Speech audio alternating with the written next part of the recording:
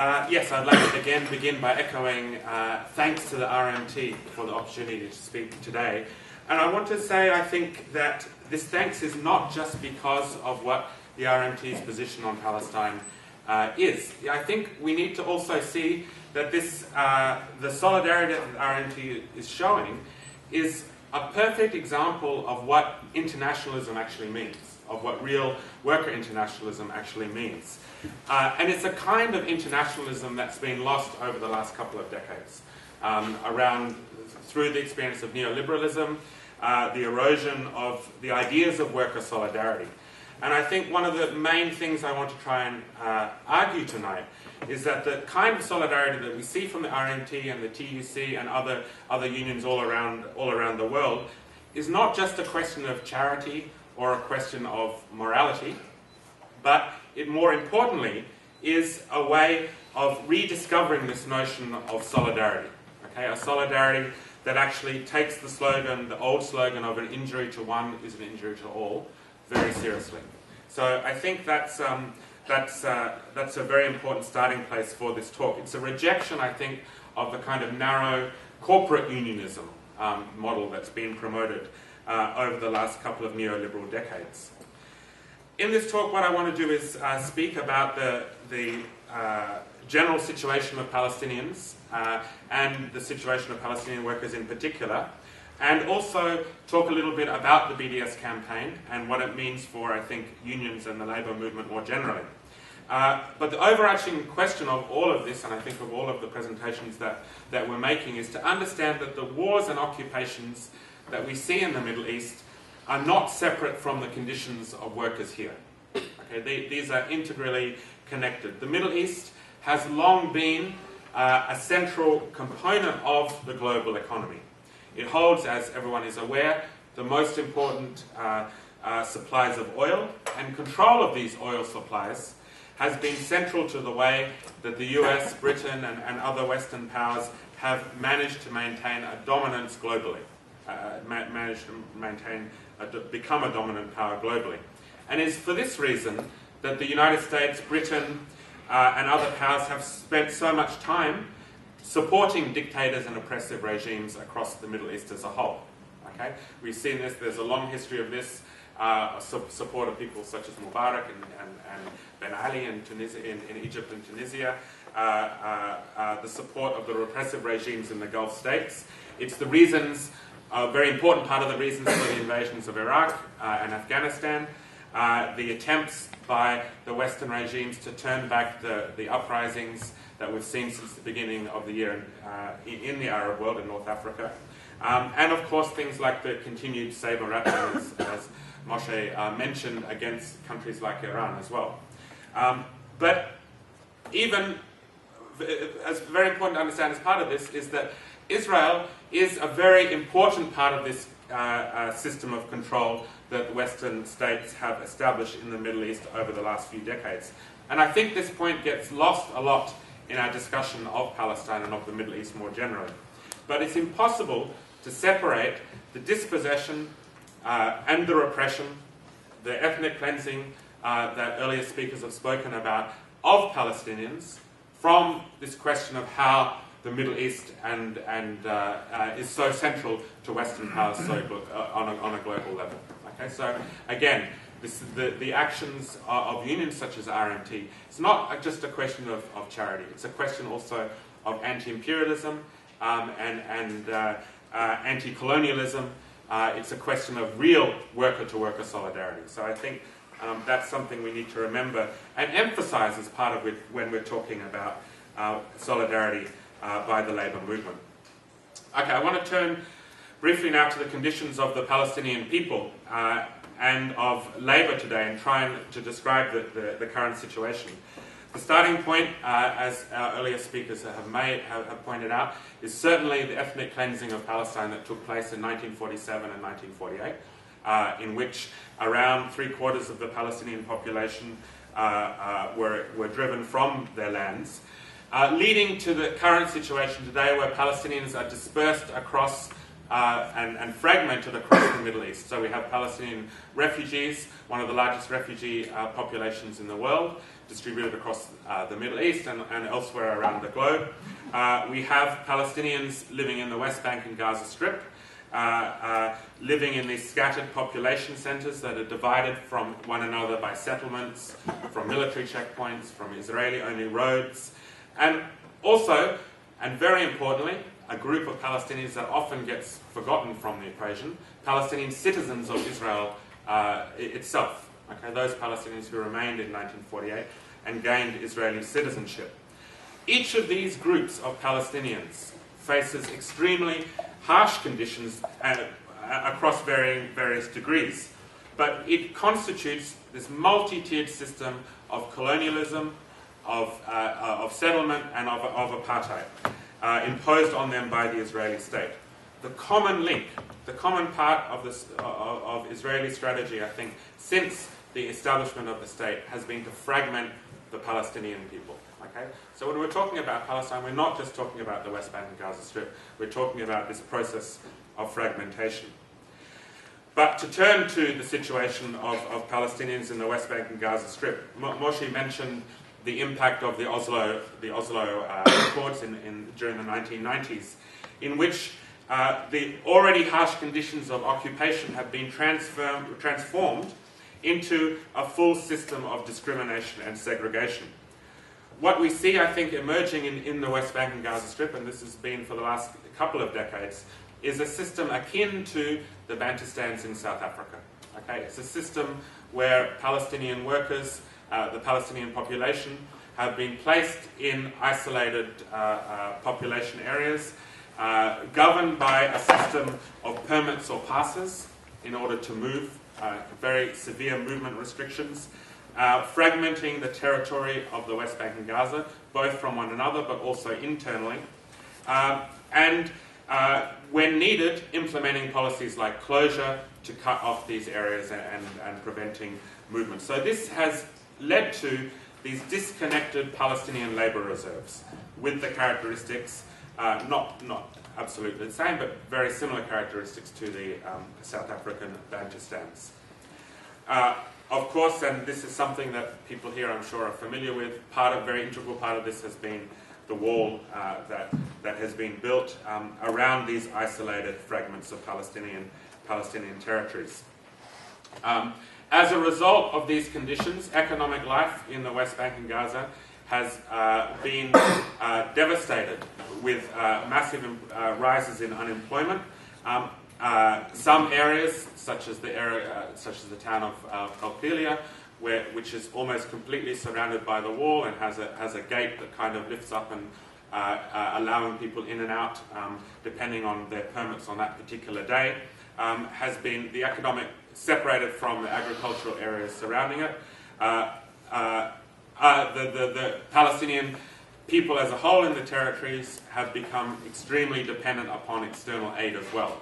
And this is part of this process of dependency, economic dependency, that has been set up. But the flip side of this deteriorating economic conditions has also been the widening gaps within Palestinian society. And I think this is something that, again, often gets dropped from the analysis. But one of the things that has occurred over the last 10 years has been the growth of a narrow Palestinian elite that has actually benefited from this system that has developed. Okay? A narrow Palestinian elite that has benefited from control over imports into the or connections with the Israelis around imports, control over aid flows, and doesn't experience the same kinds of conditions that the normal or the average Palestinian does.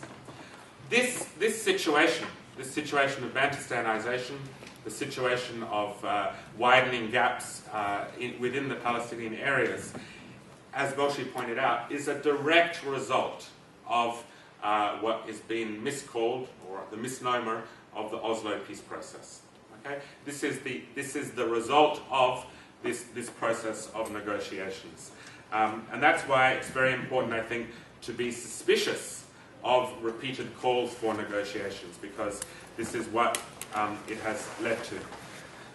The one part of this story, I think, though, that again needs to be talked about a little bit more in terms of our popular education around Palestine is the promise of industrial zones across the West Bank in particular. Okay, if you look at the kinds of economic strategies that are being promoted by the World Bank and by development agencies in the area, they're looking at building industrial zones at the edges of these Bantustans, at the edges of these Palestinian Bantustans, where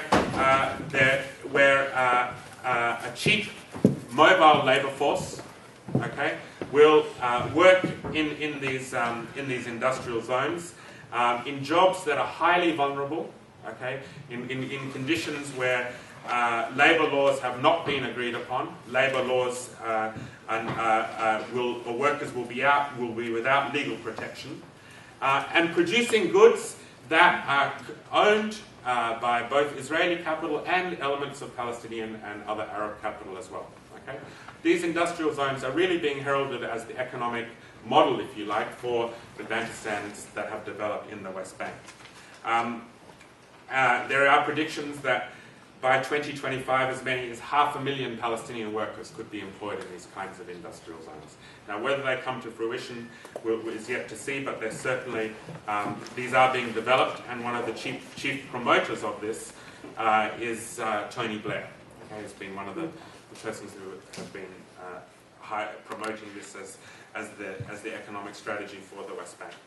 So it's this context of Bantustanization, it's this context of widening gaps in inequalities in the occupied territories itself that led to the call for the campaign of BDS, the campaign of boycott, divestment and sanctions in 2005.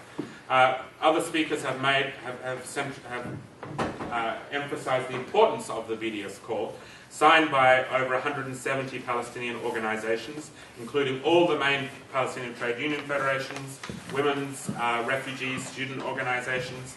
It represents the broadest political statement to come out of Palestine in many decades, this 2005 call, and I think that's an important thing to keep in mind. And of course, the three demands, which I'm sure most people here are familiar with, the three demands of the call being that the Israeli occupation of all Arab lands is ended, there is full equality of Palestinian citizens of Israel, and that Palestinian refugees are allowed to return home. So again, these three demands, I think, speaks against the process of fragmentation that we've seen over the last 60 or so years. And as other speakers have emphasized, it contains within it a very strong anti-racist sentiment. The call makes a direct analogy with the struggle against South African apartheid and puts itself very clearly in the framework of anti-racism. Okay, these kinds of things, these kinds of BDS calls, of course, have a long tradition within the trade union movement as a whole. I'm sure people here are familiar with corporate boycotts and these types of things. Of course, the South African experience is something that remains very central to this.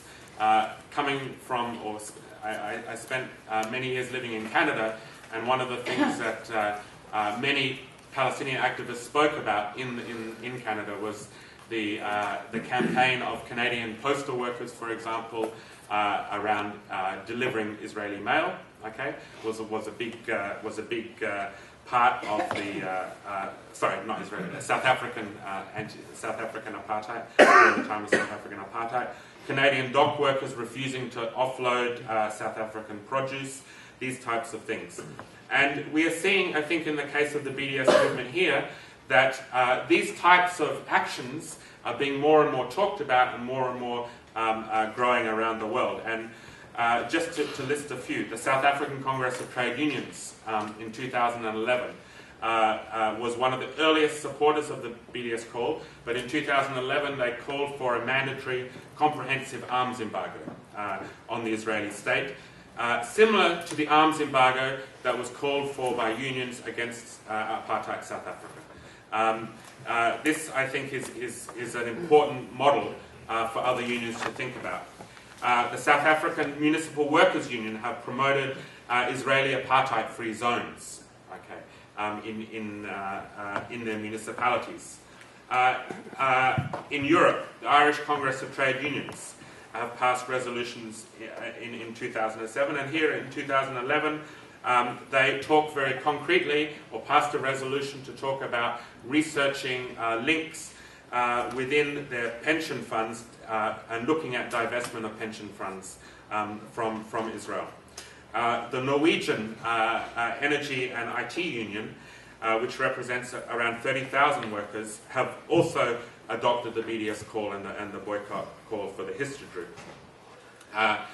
Swedish dock workers have blocked, in summer of 2010, blocked more than 500 containers for a week-long period when the Israeli attack on the Freedom Flotilla occurred in 2010.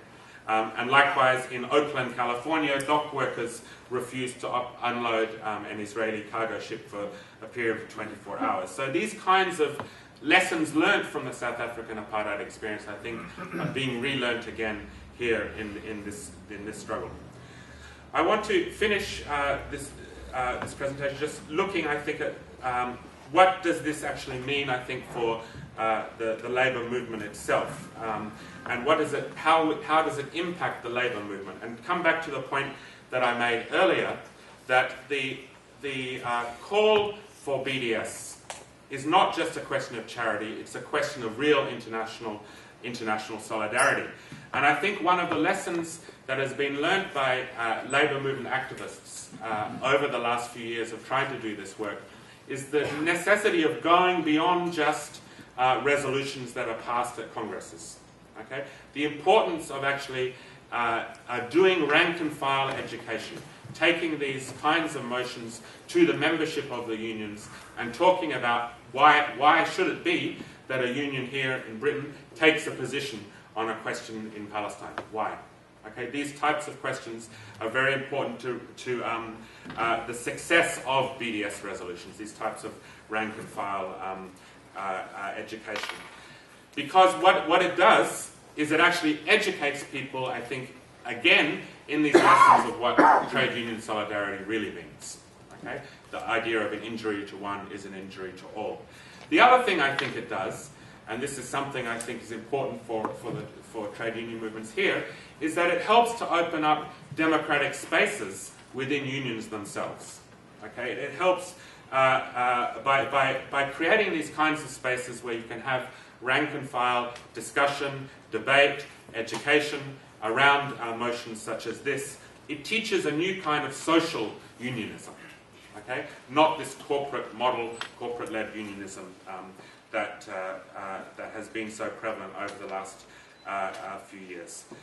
So it transforms the way that people see unions themselves. So again, to emphasize this point, it is not just something done for people over there. It's something that also affects workers here in Britain. I think there's much work ahead, but the BDS campaign and the RMT's important initiatives in this, I think, have really helped to give the labour movement here a clear direction. The BDS campaign, it has a proven record, as people who worked against South African apartheid understands. And the reality is, despite the ongoing brutality of the Israeli regime, Palestinians remain as determined as ever to achieve their full rights and to resist. And the BDS movement will be an integral part of actually achieving those goals and building the kind of state that Moshe spoke about, a state for all its citizens in Palestine. Thank you.